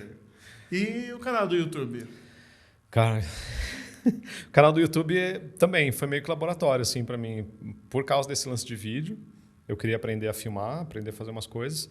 E porque eu queria divulgar umas coisas de som mesmo, assim, de pedal, de amplificador, de estrada e tudo mais. Então, foi um jeito que eu achei de juntar as duas coisas, de produzir meus próprios vídeos para poder filmar mais, né? Não só filmar quando me chamavam, e para eu poder filmar na minha demanda e não na demanda dos outros, e de ter um assunto para acrescentar, né? Não vou fazer um canal de YouTube que não acrescente nada, né? Então eu quero acrescentar alguma coisa e o que eu escolhi foi acrescentar para a cena de música underground, né? Que é a cena que menos tem verba também, né? Então você tem que se virar com pouca coisa, você tem que se virar com pouco equipamento, não dá para viajar com o amplificador dos seus sonhos, não dá para viajar com tudo que você quer, então você tem que chegar aqui, tem que fazer um show aqui. Não tem nada. Então você tem que se virar e o som tem que estar bom. Porque não pode ser aquela coisa desagradável para quem está assistindo, né? Porque é horrível, né? Você tá num lugar e vê um som que você não consegue escutar, não consegue entender e tal. Então, o foco do YouTube foi isso. Então, já que eu vou fazer vídeo, preciso fazer vídeo porque eu quero fazer vídeo, para aprender, eu vou fazer com alguma coisa que acrescente. Então, eu juntei as duas coisas. E também para mostrar um pouco desse acesso que eu tenho, né? De backstage que pouca gente, quase ninguém tem, assim, né? De mostrar umas coisas que só eu consigo mostrar aqui. Porra, eu adoro assistir isso, né? Adoro ver essas coisas. Então, eu vou mostrar porque eu acho que é legal, porque eu sei que tem muita gente que vai querer ver como funciona, né? E acabar com alguns sonhos também, né? Porque o mundo da música é muita gente sonhando e muitas ilusões, né? Então, é legal contar umas realidades. Acho que a vida vai ser... O pessoal sempre acha que vai ser... vamos ser igualzinho os artistas grandões. Então, sei lá, eu gosto de contar essas histórias, assim. É que agora, ultimamente, eu... Tem um bando de banda underground que o cara trabalha no banco vai fazer viagem para show no final de semana e na semana tá ali no escritório porque é o que paga a conta. Exato, A vida é essa, né? A vida de música, na verdade, é essa. Para banda grande, inclusive. Muitas bandas grandes têm... Todos os caras têm alguma coisa paralela. Que seja... uma marca de roupa, uma marca de camiseta, uma guitarra, uma signature dele, sabe? Uma linha de coisa, uma linha de correia. Os caras têm que fazer umas coisas, porque banda somente, ainda mais, a pandemia veio para provar isso, né? O que paga a conta é show. E você não consegue estar na estrada direto, né? Então, tem que ter os negócios paralelos mesmo. Então, banda pequena, banda grande, todo mundo tem. Lógico, mercados diferentes, né? A gente está falando de rock e metal, principalmente, né? Então, você vai descendo de nível assim, você vai descendo de dinheiro também, né? Então tem que ter as coisas, né? Então, sei lá, cara, o que mais tem o mundo do underground tem umas coisas muito contraditórias, né? Então, sei lá, a gente tá umas letras super politizadas falando mal de um monte de coisa e o cara trabalha na JBS, sabe? Então tem umas coisas assim. Mas é a realidade, cara. Sim, você tem que pagar conta, não adianta, mano. Quem dera poder viver de música, né? Sim, quem dera poder viver do meu canal de YouTube também, mas não paga, velho. Conheço vários caras que tem bandas politizadas e trabalham pra Globo. Sim, exato. E que fala mal da Globo na letra da música, fala mal, mas tá produtor da Globo. Mas não tem jeito, cara, não tem jeito. Mas enfim, acontece bastante. E pra gente finalizar, o estúdio. O estúdio, sim. Cara, vários canos, uma árvore, um monte de coisa. Aqui. O estúdio, cara, surgiu desse lance de querer... Mas surgiu quando? 2012 eu comprei a casa onde é o estúdio, com a ideia de construir o estúdio, é um galpãozão lá na Vila, no Alto da Lapa. E eu sempre quis ter estúdio, quis ter estúdio não, mas eu não entendo nada de Pro Tools, de gravação, não entendo absolutamente nada, porque já não cabe mais nada na minha cabeça também. Então aprender mais uma coisa não ia dar, eu já sabia que não ia dar, mas eu sempre quis estar ligado, sempre gostei do ambiente de estúdio, porque eu sempre acompanhei a gravação de Sepultura em vários lugares do mundo, sempre gravei as minhas coisas tal, e uma das coisas que tinha na minha cabeça, os estúdios que a gente gravava com Sepultura, era sempre aquela coisa de... Era uma sala de gravação grande, uma técnica pequenininha e uma recepção que é tipo um canto, assim, né? E, pô, a Sepultura é um negócio que é absurdo, né? Você faz lista de show pro Sepultura, tem 300 nomes. Então, você tá gravando o disco do Sepultura, sempre tem uns 10, 15 bicos para acompanhar a gravação, né? Que é lá, tá lá de curioso. E, cara, fica todo mundo enfurnado na técnica, atrapalhando o processo. Eu falei, caraca, um dia eu vou ter um estúdio que... Vou ter um salão tão grande que as bandas vão poder levar a família inteira, tudo, e vai todo mundo poder ficar trabalhando no canto ali sem ninguém incomodar. Então, quando eu vi aquele galpão lá no Alto da Lapa, eu falei, nossa, dá para fazer o estúdio perfeito aqui. Daí a gente fez um salãozão grande, uma técnica grande, uma sala de gravação que não é tão grande, mas é legal, dá para gravar vídeo, dá para fazer um monte de coisa. E foi meu jeito de ter um espaço que eu possa receber. O estúdio hoje, para mim, é o meu grande hub, assim, sabe? Tudo acontece... Está conectado ao estúdio, assim, sabe? É um mundo cruel, estúdio de gravação não dá dinheiro. Se eu fosse montar um business plan antes de montar o estúdio, eu teria desistido na primeira hora, assim, né? Nem no primeiro dia. Porque não é um negócio que dá dinheiro, é muito difícil, cara, de sustentar. Cara, nunca tirei R$1 do estúdio. Terminou de preencher a planilha, excluir Apagar. planilha. Apagar. Não dá, cara. Eu nunca tirei uma hamburgueria. Exato. Se paga, né? Praticamente. Se paga. Meu objetivo lá no estúdio é ficar no 0 a 0, conseguir ficar no 0, pagar a equipe, né? Tem uma equipe de engenheiros lá, não tem ninguém contratado, porque eu não consigo pagar salário para ninguém. Então é tudo por projeto, fechou uma gravação, eu chamo a equipe, eles recebem para aquele projeto e é isso, sabe? Então tem 3, 4 caras ali que fazem parte do nosso time. E cara, porque eu sei que o estúdio é um negócio que movimenta a cena, ajuda um monte de banda. Dá pra gravar clipe. Dá pra gravar clipe. Dá pra gravar as tracks, né? Dá pra gravar o disco. A gente já gravou Crisium, já gravou Cripta, já gravou Ratos de Porão. Os 2 últimos Ratos de Porão são gravados lá. Então é um negócio que virou um centralizador de um monte de coisa. De música, de publicidade, de... sei lá, tudo, infinito de coisa, cara. Vem as bandas gringas. Você consegue vender CD, né? Como criação, né? Sim. E consegue vender também make-off. Sim. Consegue vender outras partes do audiovisual. Dá pra fazer um monte de coisa. Né? E... cara, eu uso de base, né? Pra mim, pra fazer as minhas coisas, produção pequena. Às vezes tem um clipe de baixo orçamento, eu tenho um estúdio lá à disposição pra gravar e tal. A gente consegue fazer um caixazinho pequenininho que vai comprando um equipamento ou outro e tal. Agora eu tô um amigo meu vai entrar em parceria comigo lá, a gente vai conseguir colocar umas luzes da Aperture lá para poder fazer um set legal de iluminação e tal. E tudo através de amigo. Então o estúdio chama, é um imã de coisa, assim, sabe? Se ele tiver 0 a 0, não dando prejuízo, nunca tive que tirar dinheiro do bolso, no começo tive. Mas para pagar a conta, então. Mas eu sei que o dinheiro que eu coloquei ali para construir nunca vai voltar para mim, mas pelo menos o imóvel é meu, sabe? Então é alguma coisa que eu sei que eu vou deixar para minha filha. Quem diz, pô, vai que você vira uma Abbey Road brasileira, entendeu? Então. Mas mesmo assim não vai dar dinheiro. A Abbey Road é falido, cara. Não adianta. Vai que você vira um estúdio referência de gravação. Não, também já viramos, mas não adianta nada, cara. Não adianta. Não, mas assim, eu tenho muito orgulho do estúdio, porque a gente já gravou um monte de coisa, é referência para um monte de gente. Tem uns amigos de Teresina que copiaram o estúdio. Copiaram. Os caras fizeram igual lá em Teresina. Igualzinho o Family Mob, cara. O papel de parede, a cortina, os painéis e tal. Eu fico feliz pra caralho, porque os caras vieram pra São Paulo pra gravar lá com a gente, voltaram pra lá, fizeram o estúdio igual. Quando eu fui pra lá conhecer, os caras estão emocionados de eu entrar no estúdio deles, porque foi uma puta homenagem, eu achei legal pra caralho. Qual que era a banda, você lembra? Corona Nimbus chama a banda, de Teresina. E o Júlio e o Iago lá fizeram o estúdio, cara, é igualzinho, é muito bizarro, é engraçado. Enfim, porque virou referência mesmo, cara. Fazer uma franquia, né? Alguém chega assim, pô, eu tô querendo uma franquia sua lá em Teresina. Não faz isso, cara. Vai, abre um café, abre qualquer coisa. Não faz isso, não. Mas, enfim, mas é isso, cara. O Family Bob virou referência muito por causa dos profissionais, né? Do Hugo, o Otávio, agora o Léo, que tá trabalhando com a gente. São caras muito bons, assim. E o que foi um lance que eu sempre quis implantar, porque eu tive experiências muito ruins gravando com a minha banda, né, com o Desalmado. Você chega no estúdio, o cara aperta REC lá e fala, toca aí. Beleza. E o disco fica uma bosta. Uma coisa que eu queria é um espaço legal e eu quero que quem esteja atendendo seja atencioso e se envolva no projeto e faça qualquer projeto ser portfólio para ele, entendeu? Que é o que eu faço com as minhas fotos, que é o que eu faço com meus vídeos. Qualquer coisa que eu faça, eu quero ter orgulho de colocar no meu site, postar no Instagram, sabe?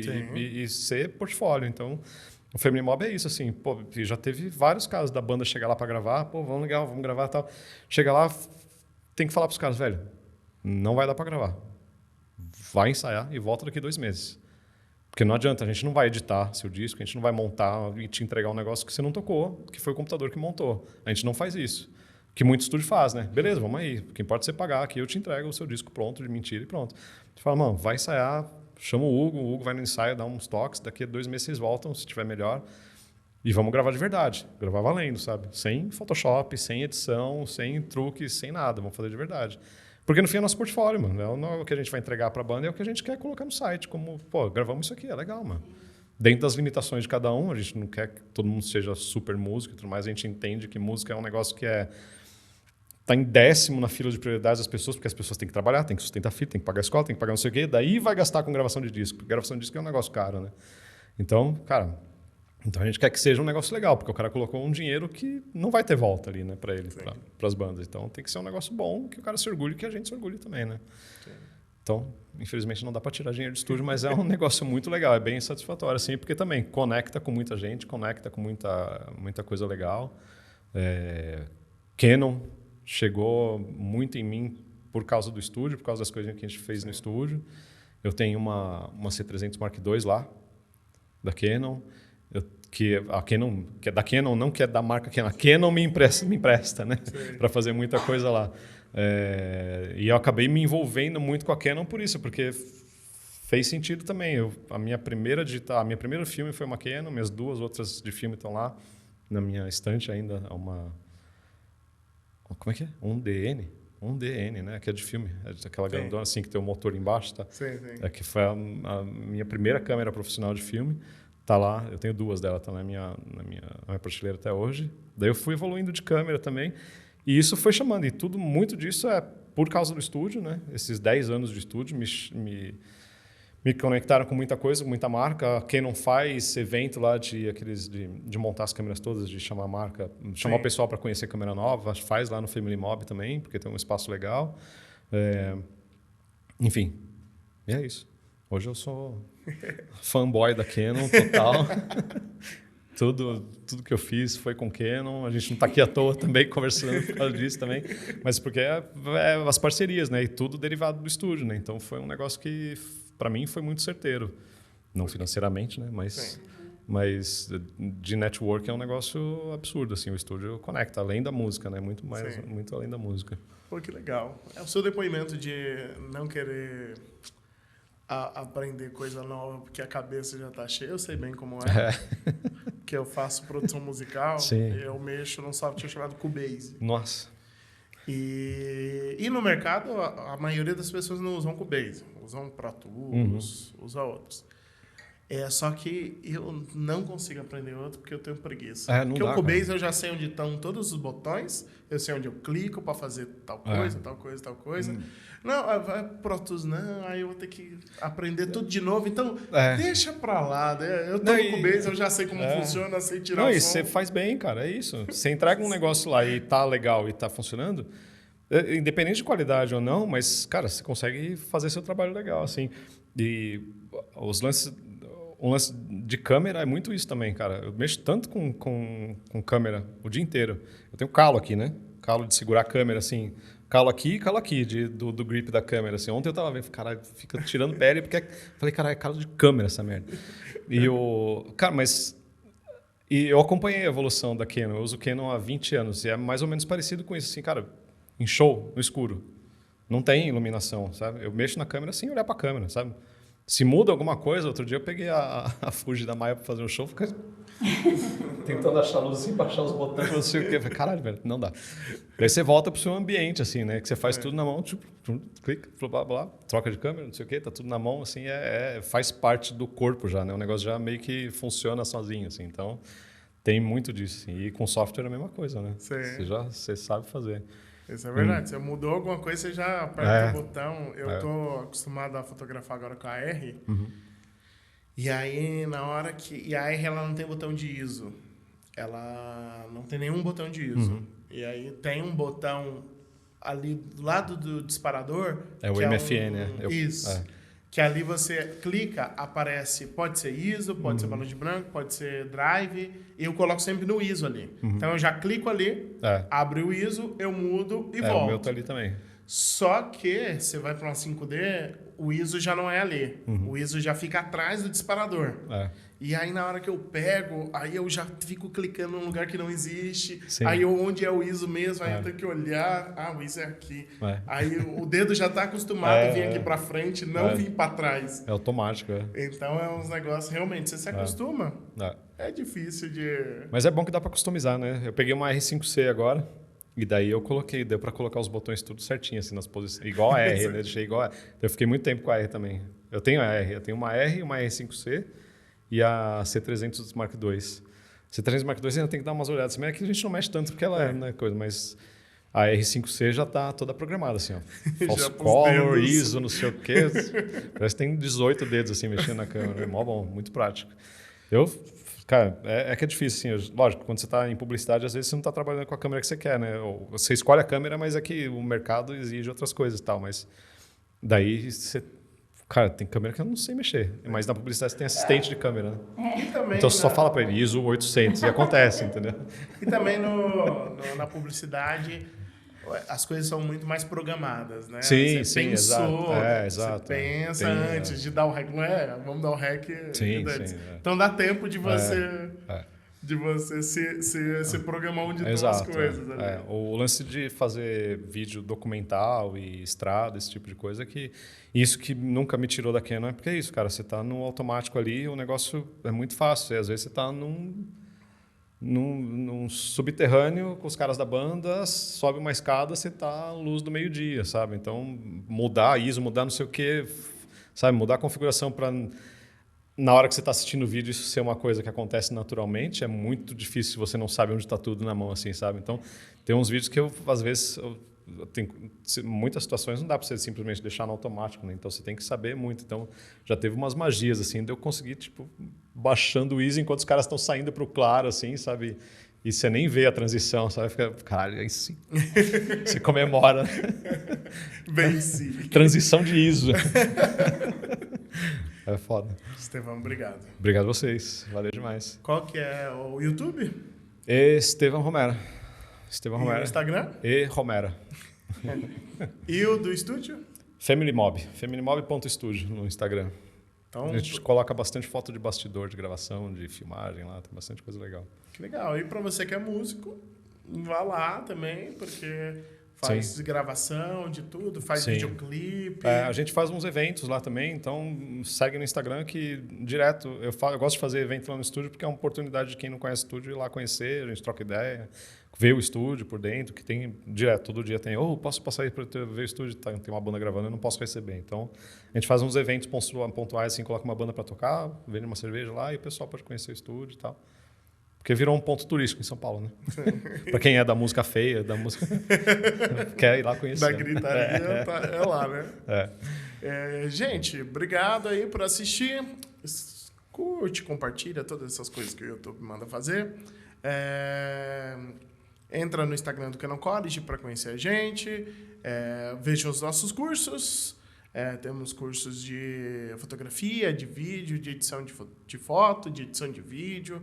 Então, a gente tem tudo aí para vocês darem uma olhada e conseguirem executar um bom trabalho.